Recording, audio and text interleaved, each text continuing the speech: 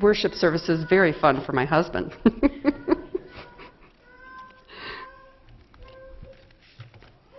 I love the story of Thomas.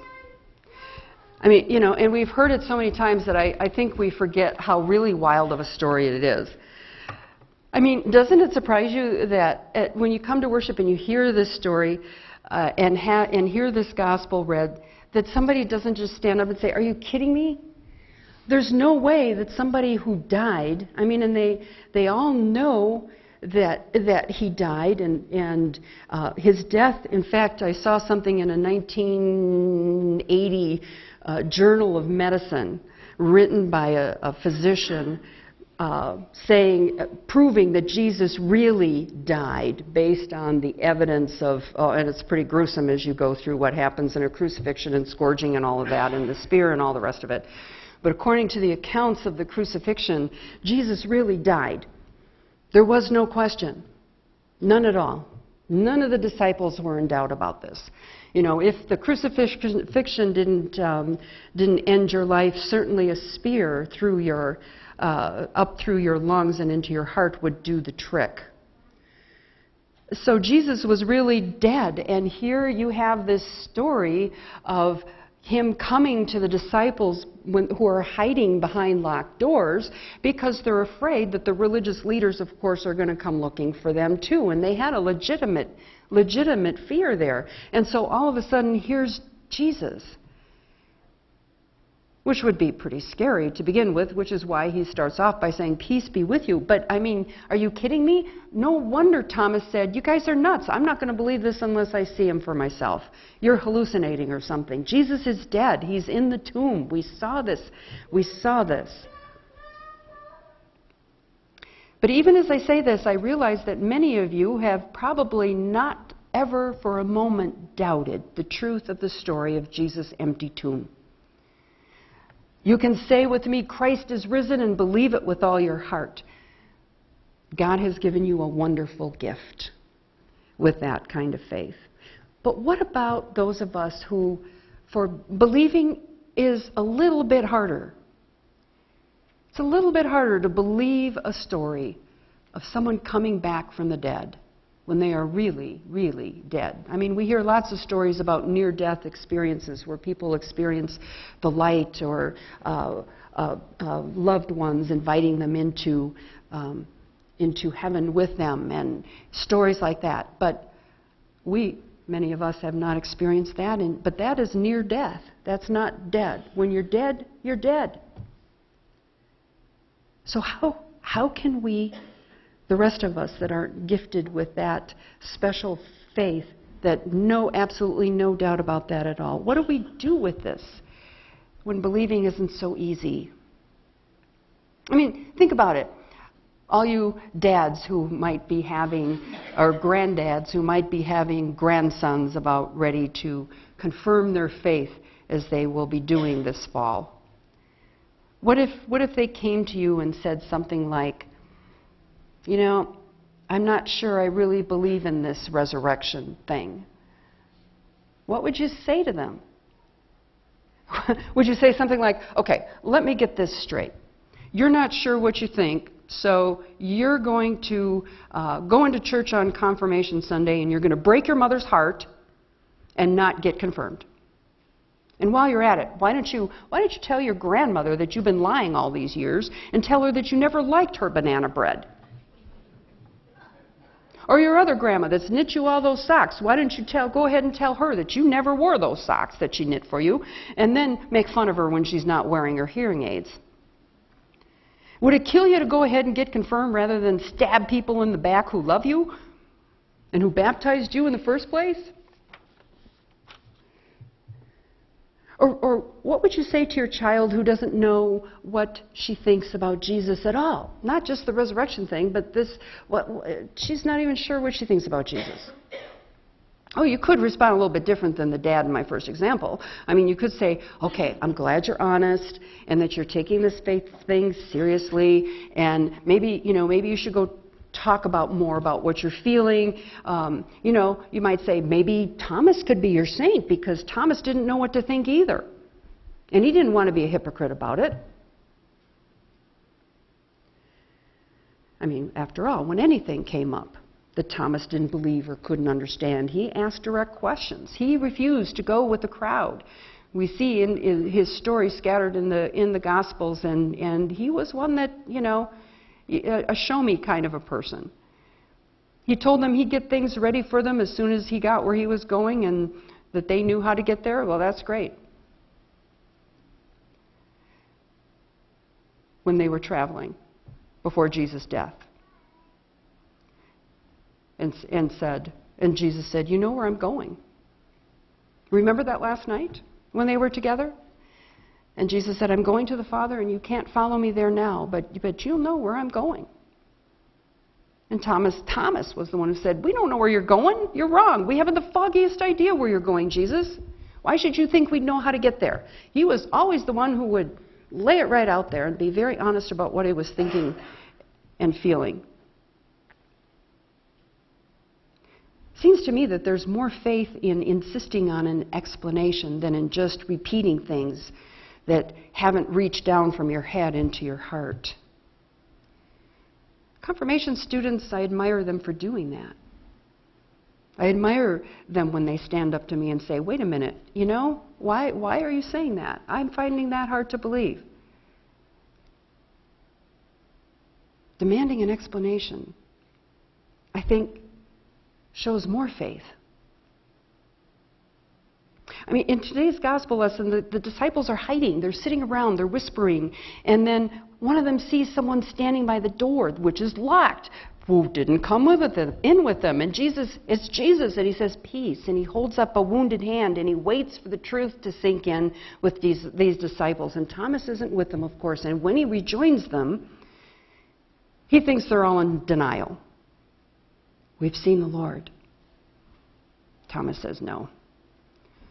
It would have been easy. It would have been really easy for him to act like he believed the story when he really didn't. But Thomas, he's the one who refuses to pretend.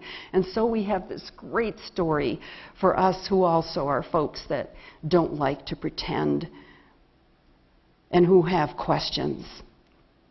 Unless I see the nail holes myself and I put my finger in those nail holes, I will not believe this story. And so Jesus blesses Thomas for his doubts. And he shows up again. And when he shows up, he does not tell Thomas, okay, if you just have more faith, you wouldn't have so many problems. How many of us have heard that, perhaps? You just have more faith. No, instead, Jesus says, okay, Thomas, take your finger, put it here. Take your hand, put it in my side. You can believe now. And for all his doubts about the resurrection, when Thomas finally meets Jesus, he changes his mind and he makes one of the greatest confessions of all time. My Lord and my God. See, Thomas's doubt leads him to greater faith. I think that's the problem in having a black and white faith, is that it's either got to be this way or this way. And I can't let any doubts in, because if the doubts come in, then the whole house of cards is going to fall apart. But that's not what happens. When you let the doubts in, when you acknowledge the doubts, when you express your doubts, you are led to greater faith. Thomas comes to believe because he was honest about his doubts. But since the story first went around, Thomas has been called Doubting Thomas, as if it's a flaw. And that's unfair. It's unfair to Thomas. It's unfair to the word doubt. You're considered less of a Christian or almost insulted if you doubt. And it shouldn't be that way. Memorizing somebody else's answers isn't believing.